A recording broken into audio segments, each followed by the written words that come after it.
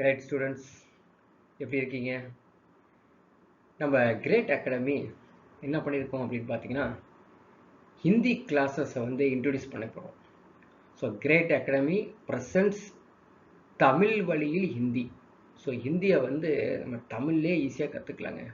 ஒரே வீடியோவில் ஹிந்தியை எப்படி வந்து எழுதலாம், எப்படி படிக்கலாம், எப்படி பேசலாம் அப்படிங்கிறத இந்த வீடியோ மூலமாக உங்களுக்கு நான் ஈஸியாக சொல்ல போகிறேன். இதை கவனிச்சுட்டு வந்தீங்கன்னா, எல்லா வீடியோஸும் அப்படியே கண்டினியூவாக நீங்கள் பார்த்துட்டு வந்தீங்கன்னா, ஹிந்தி ஈஸியாக ஆன்லைன்லேயே வீட்டில் இருந்தபடியே நீங்கள் கற்றுக்கலாங்க.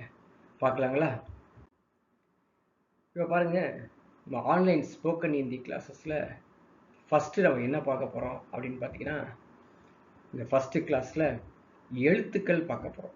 தமிழில் இருக்கிற எழுத்துக்கள், அந்த எழுத்துக்கள் அப்படியே ஹிந்தியில் எப்படி இருக்கும் அப்படின்னு பார்க்க போகிறோம். ஸோ இதை வந்து பார்த்தீங்கன்னா வர்ணமாலா அப்படின்னு சொல்லுவோம். இதை வந்து பார்த்தீங்கன்னா வர்ணமாலா அப்படிங்கிறது வந்து ஹிந்தியில் இந்த பெயர்களும் நீங்கள் தெரிஞ்சுக்கணும். ஆனால் ஹிந்தி ஃபுல்லாகவே நம்ம கற்றுக்கும் போது இந்த வர்ணமாலா அப்படிங்கிறது எழுத்துக்கள் அப்படிங்கிறது நம்ம தெரிஞ்சுக்கிறோம். ஓகேங்களா? இப்போ எழுத்துக்குள்ளே போகலாம். ஸோ அதுக்கு முன்னாடி யாராவது வந்து நம்ம கிரேட் அகாடமி சேனலை வந்து சப்ஸ்கிரைப் பண்ணாமல் பார்த்தீங்கன்னா கண்டிப்பாக சப்ஸ்கிரைப் பண்ணிடுங்க. இந்த வீடியோ உங்களுக்கு பிடிச்சிருந்தா உங்களுடைய ஃப்ரெண்ட்ஸுக்கு வந்து ஷேர் பண்ணுங்கள், கண்டிப்பாக லைக் பண்ணுங்கள். சரிங்களா?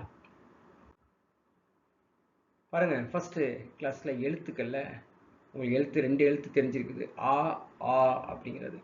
ஸோ பாருங்கள், தமிழில் இருக்கக்கூடிய ஆ இருக்குது பார்த்தீங்களா, அதுதான் இது ஆ.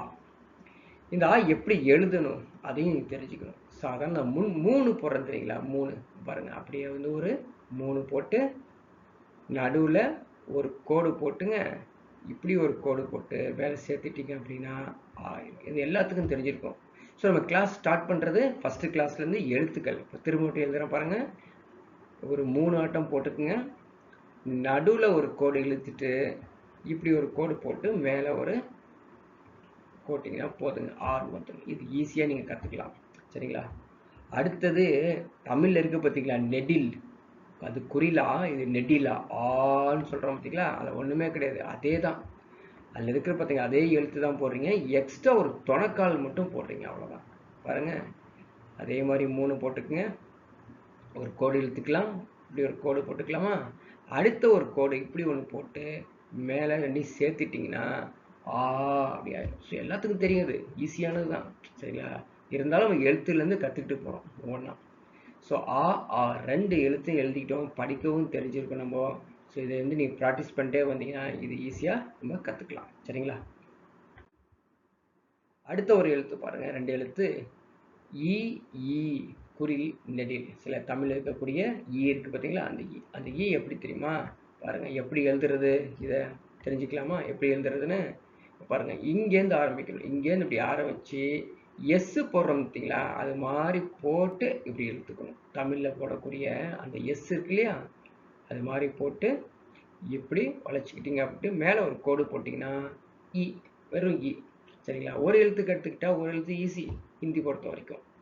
ஈ கற்றுக்கிட்டோமா? அடுத்த பாருங்கள், ஈ பாருங்கள், நெடில் ஈ. ஸோ நெடில் ஈல அதே தாங்க, அதே எழுத்து தான். அதே மாதிரி என்ன பண்ணுங்க, அந்த எஸ்ஸு வளைச்ச மாதிரி போட்டு கொண்டு வந்து இப்படி சுற்றிட்டு ஒரு கோடு போட்டுங்க, மேலே ஒரு இப்படி போட்டுக்கணும், அவ்வளோதான். அப்படி போட்டிங்கன்னா நெடில் ஈ அப்படி ஆயிடும். ஸோ இ ரெண்டு எழுத்து நம்ம ஈஸியாக கற்றுக்கச்சு. நீங்கள் வந்து வீட்டில் எழுதி பார்த்தீங்கன்னா வச்சுக்கலாம், ஈஸியாக எழுதவும் தெரிஞ்சுக்கலாம், படிக்கவும் தெரிஞ்சுக்கலாம். இதே தான் எடுத்து அப்படியே நம்ம பேசவும் போகிறோம். சரிங்களா? அடுத்த எழுத்து போலாமா? அடுத்த எழுத்து பாருங்கள், ஊ ஊ, அவ்வளோதான், சிம்பிள். ஸோ தமிழ் இருக்கக்கூடிய ஊ, இதுக்கு வந்து ஊ. சரிங்களா? இது ஒன்றுமே இல்லை, ஈஸி. 3 தான் போடுறோம், ஜஸ்ட்டு ஒரு 3 போட்டு விட்ருங்க. 3 போட்டு மேலே ஒரு 3க்கு மேலே ஒரு கோடு போட்டிங்கன்னா அது ஊ ஆயிரும். என்ன பண்ணுறேங்க, ஒரு 3 போட்டுட்டு மேலே ஒரு கோடை இழுத்து விட்டீங்க அப்படின்னா ஊ ஆயிடுது. இப்போ வந்து நெடில் ஊ இருக்கு இல்லைங்க தமிழில், அதுவும் அதே மாதிரி தாங்க. அதே மாதிரி என்ன பண்ணுங்க, ஒரு 3 போட்டுக்குங்க. 3 போட்டு மேலே ஒரு கோடு இழுத்துட்டு இந்த சென்டரில் இப்படி ஒரு வளைவு, இப்படி வளைவுக்கு ஊன்னு சொல்லி ஒரு நெடில் வந்துடும். அப்போ 2 எழுத்து தெரிஞ்சாச்சு. ஒரே மாதிரி எழுத்து ஈஸி. உ ஊ ஈஸியாக நம்ம கற்றுக்கலாம். அடுத்த எழுத்து போகலாங்களா? ஸோ ஏ பார்க்க போகிறோம். அடுத்தது இந்த ஏல பாருங்கள் எப்படி இருந்து ஏ.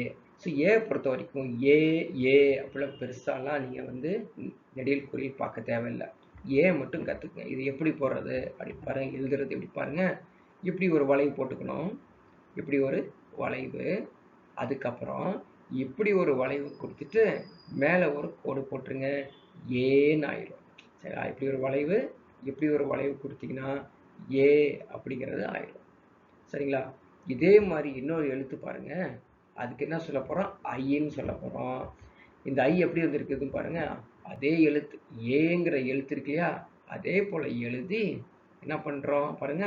மேலே ஒரு கோடு போட்டு இந்த மேலே ஒரு இழுத்து விட்டோம் அப்படின்னா ஐ ஏ ஐ அப்படிங்கிறது ஈஸியாக நம்ம வந்து எழுத்தை கற்றுக்கலாம். ஸோ ப்ராக்டிஸ் பண்ணிங்கன்னா அடுத்து நம்ம ஈஸியாக கற்றுக்க முடியும்.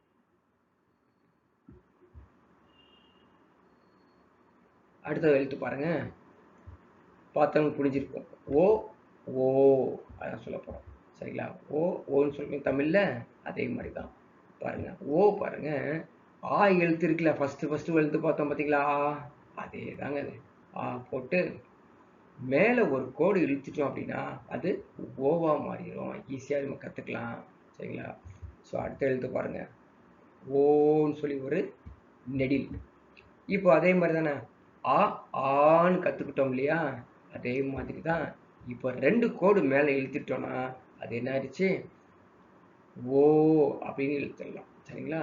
பாருங்க. இப்படி போட்டு இதை இப்படி போட்டு ரெண்டையும் சேர்த்துருப்போம்.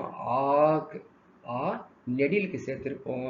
இப்போ மேலே ஒரு 2 கோடு இழுத்துட்டோம்னா ஓ அப்படின்னு ஆயிரும். ஸோ ஈஸியாக இந்த எழுத்துக்கள் கற்றுக்கிட்டான். இந்த எழுத்துக்கள் தெரிஞ்சால் தான் நம்ம அடுத்தடுத்தது போக முடியும்.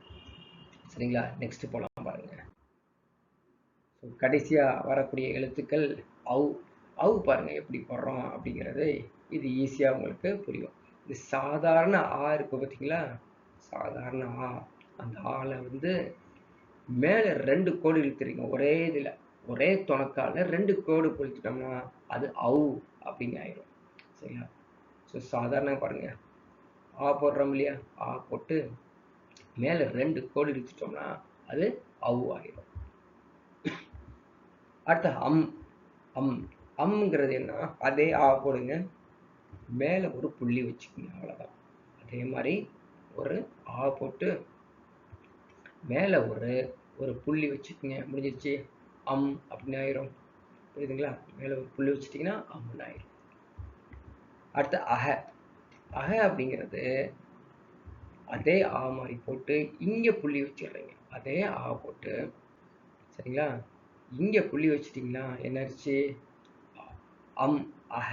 ஸோ இந்த எழுத்துக்கள் வந்து ஹிந்தியில் ஈஸியாக சொல்லிடலாம். அவ்வளோதான், சிம்பிள். சரிங்களா?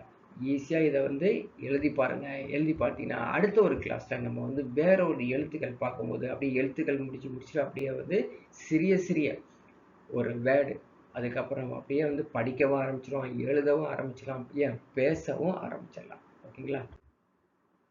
ஸோ பாருங்கள், இந்த வீடியோ வந்து கண்டினியூவாக பார்த்துட்டே வாருங்க. திருப்பி பாருங்கள்.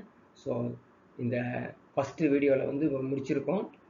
தன்யவாத் அப்படிங்கிற ஒரு வேர்டும் நீங்கள் கற்றுக்கணும். தன்யவாத் அப்படிங்கிறது தேங்க்யூ அப்படிங்கிறது.